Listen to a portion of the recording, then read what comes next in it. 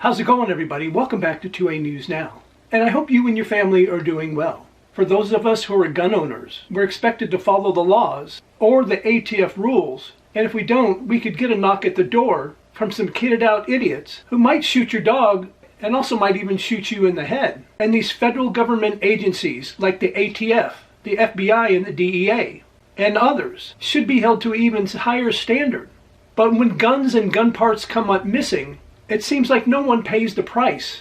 No one goes to jail or even gets fired. The case I want to talk about today is one about DEA and FBI gun parts that were supposed to be destroyed, but somehow those gun parts ended up in a seized ghost gun. The Inspector General's office, which is part of the Department of Justice, are now looking into what happened. And now the FBI and DEA are being accused of storing their pistol parts where they could be easily stolen by anyone that has access. To the Quantico, Virginia Training Academy, a memo was sent from the Justice Department Inspector General, Michael E. Horowitz, to FBI Director Christopher Wray and DEA Administrator Ann Milgram.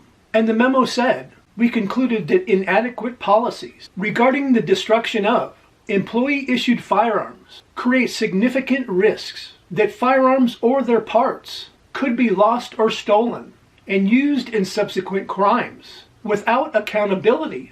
During the inquiry, Inspector General Horowitz concluded the gun parts most likely came out of unsecured barrels that both agencies used to store employee gun parts prior to destruction. The report also stated that virtually anyone working at Quantico could access the gun cleaning room where the barrels were stored. Gun cleaning room was accessible to thousands of employees and contractors at Quantico, including the DEA, FBI, Armory employees, DEA and FBI Academy trainers, and students, also the cleaning staff, maintenance contractors, and a host of others. And does it make any sense that a room that is designated as a gun cleaning room and where gun parts are stored shared the same building as Quantico's cafeteria?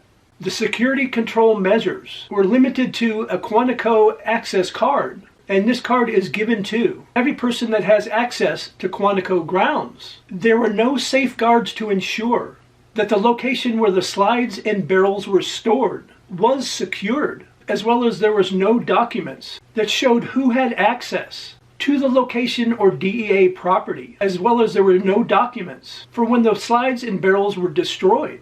And this shows you how ridiculous this place is. Neither of the agencies, whether it be the DEA or FBI, had any set protocol for handling the gun parts. And because there is no accountability who goes in and out of that gun cleaning room, as well as no paperwork at all, showing the time and date that any gun parts were being destroyed and who destroyed them.